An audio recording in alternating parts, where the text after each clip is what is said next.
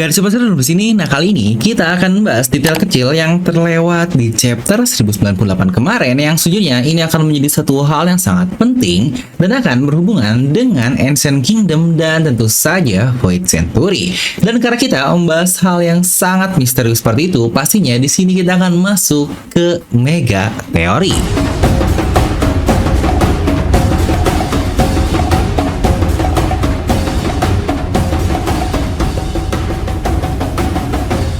Nah, seperti biasa, pastikan kalian tonton video sampai habis ya, agar tidak ada informasi yang miss dan juga setengah-setengah. Serta buat kalian yang baru juga, bisa bantu subscribe dan nyalakan bel notifikasinya, agar tidak tertinggal informasi menarik seputar One Piece hanya di channel Devil Nomi.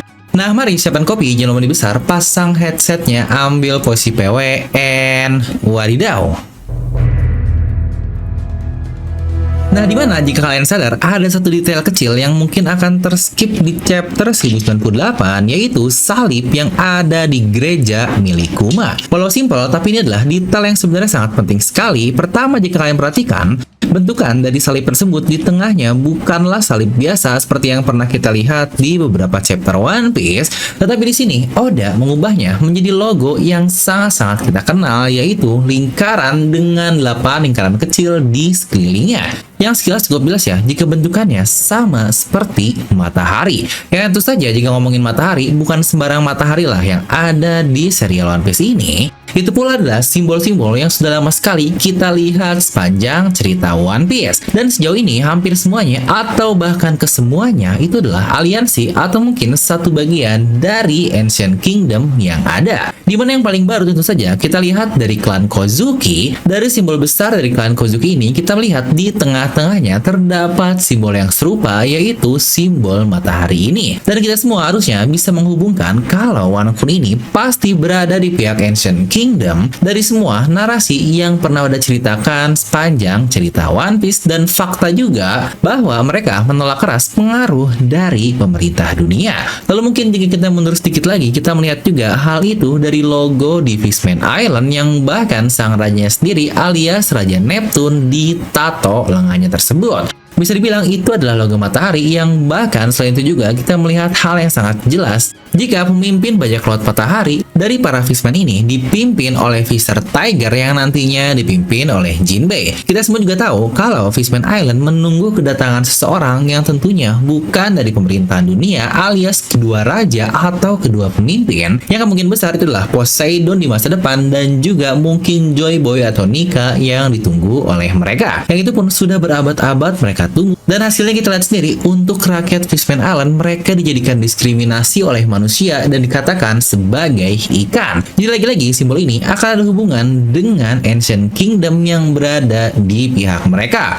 Dan di satu arc juga kita melihat dua logo serupa yang dari dua sisi yang berbeda, yaitu di arc yang sangat penting sekali alias arc Skypiea, di mana ras utama yang tinggal di Pulau Langit ini alias ras Skypiea tersebut memiliki logo yang sama, yaitu logo matahari. Dan di sisi lain juga terdapat ras Shandia di kampung Sandora tersebut, yang jika diperhatikan bahkan bentukan logonya sama persis yang bentukannya seperti matahari juga. Dan mereka semua ini menunggu kedatangan dari Fajar, yang juga bukankah semuanya lagi-lagi berhubungan dengan Ancient Kingdom. Bahkan yang dari dulu sangat misterius, yaitu kenapa simbol kerajaan Alabasta jika kita perhatikan adalah simbol matahari juga. Yang sejujurnya awalnya bukankah sangat aneh sekali, Alabasta kan di bawah pemerintahan dunia yang bahkan masuk ke 20 pendirinya. Bahkan pula mereka selalu rutin mengikuti referee setiap 4 tahun sekali, yang bisa dibilang pokoknya mereka bagian resmi lah dari pemerintahan dunia. Tapi kenapa memiliki simbol matahari yang sama, yang berarti mengikuti bagian dari Ancient Kingdom yang notabene musuh dari pemerintah dunia. Yang akhirnya hal ini pun baru saja kita dapatkan beberapa chapter terakhir terkait penjelasan dari Imu langsung, di mana ada sosok yang bernama Nefertari Lily yang juga dia seorang margadi dan disebut sebagai pengkhianat, yang akhirnya berpihak ke pihak oposisi yang pastinya kita tahu itu adalah pihak Ancient Kingdom. Makanya lagi-lagi, bukankah sangat masuk akal sekali kenapa logo dari Alabasta juga mengikuti logo matahari, karena mereka semua bisa dibilang bekerja sama atau satu faksi di bawah Ancient Kingdom atau kerajaan yang masyhur tersebut. Dan jika kita kembali kepada Kuma lagi, yang kita tahu seharusnya gereja ini rumah dari ayahnya dahulu yang juga sebagai ras Buccaneer, bukankah sangat masuk akal kenapa mereka memiliki simbol matahari yang serupa juga.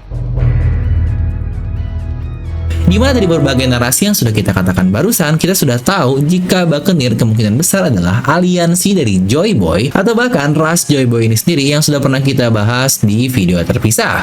Di mana salah satu buktinya adalah ras mereka jika tidak menjadi budak, mereka lebih pantas mati dibandingkan dapat terus hidup. Itulah dosa besar yang dimiliki oleh seluruh ras Buccaneer ini, yang lagi-lagi bahkan itu pun menurut perkataan langsung dari petinggi dunia alias Gorosei. Dan seperti kata-kata saya di awal barusan terkait gereja orang tua Kuma yaitu ras Buccaneer ini, bukankah jika dilihat mereka ini bukanlah menyembah Tuhan pada umumnya dengan salib tersebut, karena kemungkinan besar yang mereka sembah dan mereka ikuti adalah sang dewa matahari atau Sun God ini. Ya walau kita semua tahu hampir di berbagai mitologi selalu ada dewa matahari yang dijadikan Tuhan seperti Ra dan masih banyak lainnya. Tetapi di dunia One Piece terutama untuk seseorang yang religius seperti Kuma, dewa yang dia sembah kemungkinan besar akan sangat clear sekali jika dia adalah Sun God Nika yang berulang kali diwariskan melalui ras Buccaneer ini. Yang jika kita tarik lebih jauh lagi, buku yang selalu Kuma bawa alias Alkitab atau Bible, dimana bukankah Bible ini menjadi kitab dari suatu agama, dan untuk case dari Buccaneer,